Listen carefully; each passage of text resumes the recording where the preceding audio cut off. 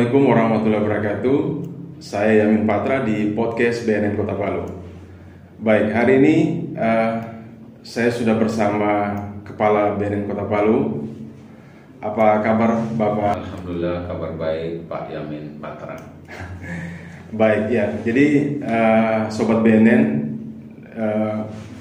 ini adalah podcast perdana kita. Sebenarnya ini sudah jauh-jauh hari kita sudah rencanakan, cuma karena memang Pak Kepala BNN-nya padat jadwal sehingga hari ini baru bisa kita bincang-bincang dengan Bapak Kepala BNN Kota Palu. Nah, mungkin di luar sana, saya mungkin panggilnya Pak Kaban ya Pak. Jadi mungkin di luar sana Pak Kaban mungkin masih banyak yang atau ada yang belum mengetahui tentang background dari Kepala BNN Kota Palu, mungkin bisa disampaikan. Baik, terima kasih Sobat BNN Kota Palu yang saya hormati. Pertama-tama tentunya kita manjatkan puji syukur dari Allah Subhanahu wa taala, Tuhan Yang Maha Esa, atas limpahan rahmat dan karunia kita semua. Alhamdulillah hari ini kita bertemu dalam acara podcast BNN Kota Palu. Kebetulan saya dari Kepolisian Republik Indonesia yang ditugaskan di BNN sudah memasuki tahun ketiga. Sebelum saya menjabat sebagai Kepala BNN Kota Palu, saya menjabat sebagai Kepala Bidang Pemberantasan di BNN Provinsi Sulawesi Tengah. Dan sejak bulan 11 2020 kemarin, pimpinan memerintahkan saya untuk melaksanakan tugas sebagai Kepala BNN Kota Palu. Kemudian latar belakang pendidikan, S1 saya dari Universitas Muslim Indonesia Makassar, kemudian S2-nya dari Universitas Tadulako, dan S3-nya juga dari Universitas Tadulako. Demikian Pak ya. Iya. Di tengah-tengah kesibukan saat ini kan kita bisa melihat bahwa semenjak Pak Kaban dilantik ini sangat progres sekali. Tentunya teman-teman Sobat BNN juga bisa melihat di beberapa akun sosial media kita. Nah, sebenarnya kondisi saat ini untuk khusus Kota Palu, Pak Kaban, sebenarnya seperti apa keadaannya sebenarnya untuk permasalahan narkoba ya? Baik, kebetulan kalau kita merujuk pada hasil penelitian yang dirilis oleh BNN RI bekerjasama dengan Universitas Indonesia pada tahun 2017 menempatkan Sulawesi Tengah itu pada urutan ke-17. Kemudian di tahun 2019 kemarin BNN RI kembali melakukan penelitian dan hasilnya sangat mencengangkan kita semua, di mana Sulawesi Tengah menempati posisi keempat. Nah, sementara kalau kita bandingkan dengan provinsi-provinsi lain, Provinsi Sulawesi Tengah ini boleh dikatakan masih salah satu provinsi tertinggal. Tetapi ternyata dari sisi penyalahguna itu sangat luar biasa. Kemudian kita kembali ke Kota Palu sendiri. Provinsi Sulawesi Tengah itu ada 13 kabupaten kota. Nah, dari 6 daerah rawan di Sulawesi Tengah, itu 5 berada di Kota Palu. Artinya apa? Bahwa memang masalah narkoba ini di Sulawesi Tengah, khususnya Kota Palu, itu sudah pada ambang yang sangat mengkhawatirkan. Oleh sebab itu saya selaku Kepala BNN Kota Palu tentunya menyikapi hal ini. Ini harus ada upaya-upaya, langkah-langkah, tindakan-tindakan dan pemikiran-pemikiran yang bisa menekan penyalahguna di Kota Palu. Salah satunya tentunya merangkul seluruh komponen masyarakat.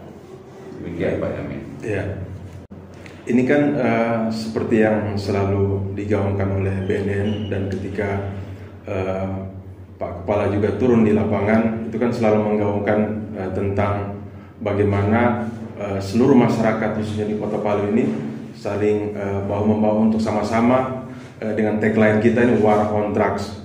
Nah, seperti apa sebenarnya harapan Pak Kaban dengan tagline kita War on Drugs untuk tahun ini, Pak? Baik, memang salah satu tagline kita yaitu War on Drugs, perang terhadap narkoba. Saya pikir memang sudah saatnya kita gaungkan tagline tersebut. Tadi sudah utarakan dari awal bahwa di Kota Palu ini sudah pada ambang yang sangat mengkhawatirkan. Apabila hal ini dibiarkan, maka tentunya akan lebih parah lagi. Oleh sebab itu, berdasarkan kerja-kerja yang sudah dilakukan oleh BNN RI kerjasama dengan Pemda, ini alhamdulillah sudah kelihatan warnanya, di mana Bapak Wali Kota sangat respon, sangat terbuka, sangat care untuk menyelesaikan narkoba di Kota Palu. Terbukti dengan melahirkan tim Pokja P4GN, di mana di dalamnya terdiri dari OPD-OPD.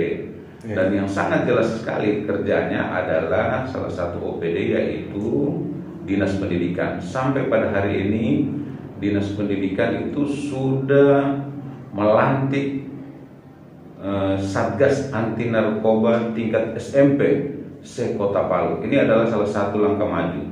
Kemudian yang kedua, Kesbangpol, di mana Kesbangpol sudah memasukkan FKUB, Forum Komunikasi Umat Beragama, untuk menyampaikan kepada seluruh umatnya, baik pada kegiatan-kegiatan resmi maupun non-resmi, untuk menyampaikan pesan-pesan masalah narkoba. Kemudian yang ketiga, Dinas P3A. Nah, ini juga sudah menggandeng BNN Kota Palu untuk bekerja sama. Alhamdulillah, forum anak ini juga sudah jalan. Kemudian yang keempat, Dinas Koperasi dan UMKM, di mana Dinas Koperasi dan UMKM ini menggandeng seluruh perusahaan-perusahaan untuk ikut ambil bagian mendeteksi awal tentang permasalahan yang diakibatkan oleh penyalahgunaan narkoba. Demikian Pak Yamin. Ya. Baik, ini kan kita sama-sama tahu bahwa ketika kalau kita melihat di beberapa akun media sosial BNN itu kan di YouTube maupun di Instagram, itu kan sebelumnya sudah menggandeng tokoh adat ya untuk sama-sama juga perang terhadap narkoba. Mungkin bisa diceritakan ini awalnya seperti apa Pak Kabar? Oh baik. Memang salah satunya yang kita sudah gandeng yaitu tokoh adat. Kami berharap bahwa keberadaan tokoh adat ini tentunya mempunyai peran penting di tengah-tengah masyarakat, di mana banyak masalah-masalah sosial. Berdasarkan pengamatan saya selaku Kepala BNN Kota Palu, ternyata bisa diselesaikan setingkat adat. Nah, peluang ini tentunya saya manfaatkan dengan membuat perjanjian kerjasama atau MOU dengan tokoh adat, lembaga-lembaga adat yang ada di Kota Palu untuk berperan ikut ambil bagian di dalam menyelesaikan narkoba. Dan alhamdulillah mereka berkomitmen. Namun itu baru langkah awal, nanti akan kita tindak lanjuti pada seluruh perangkat adat yang jumlahnya se-Kota Palu itu sekitar 700 sekian orang.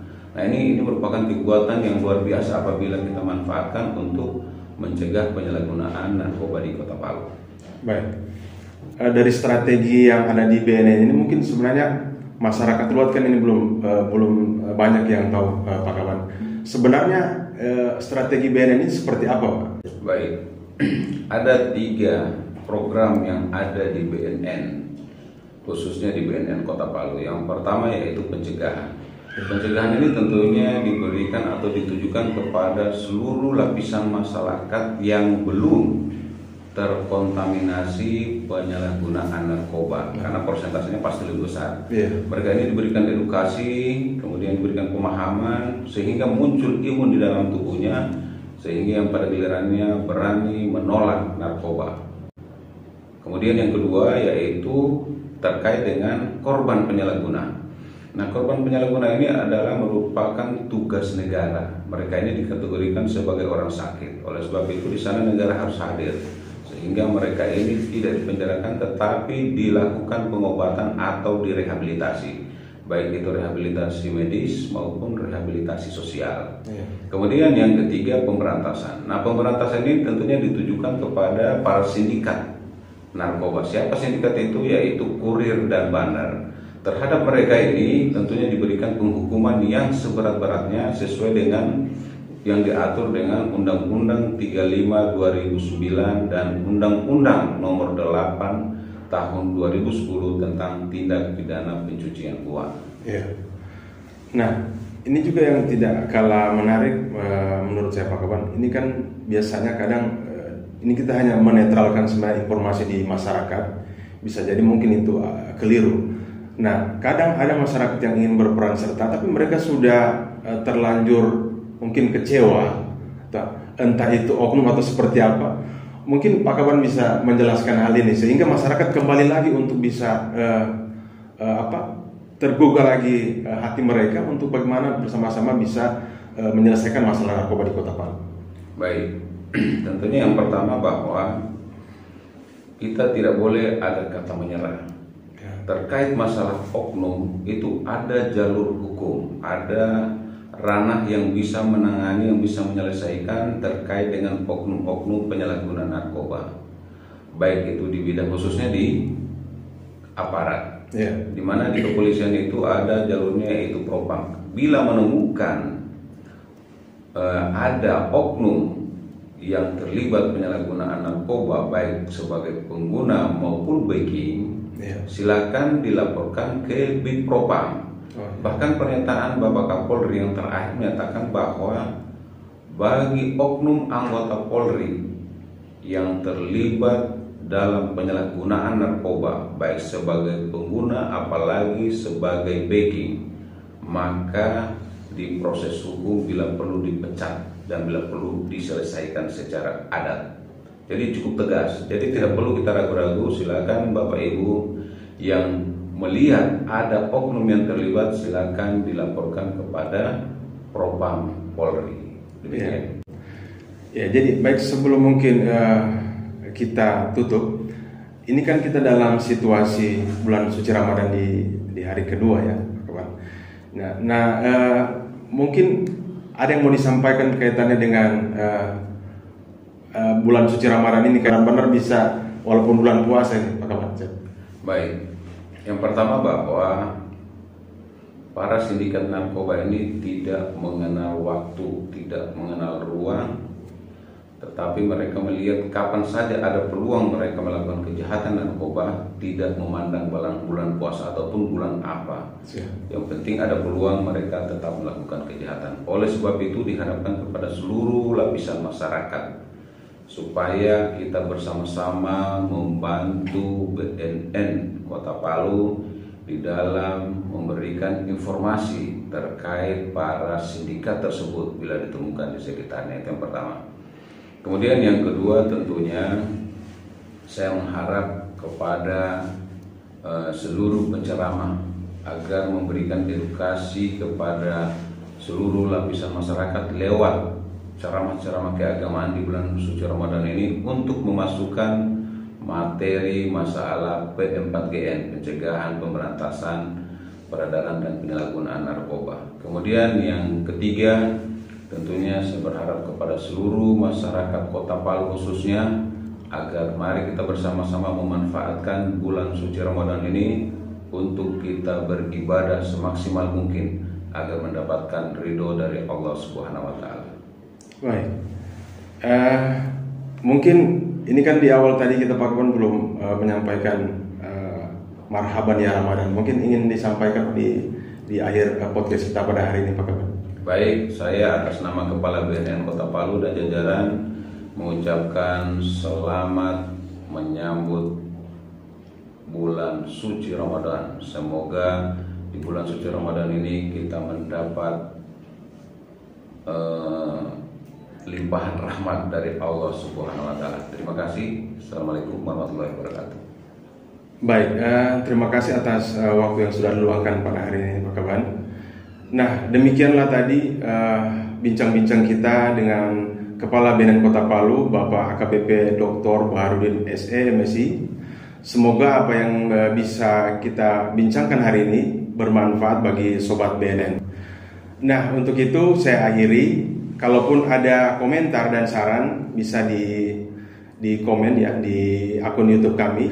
Nah, untuk itu saya akhiri. Wabillahi taufiq wal hidayah. Wassalamualaikum warahmatullahi wabarakatuh.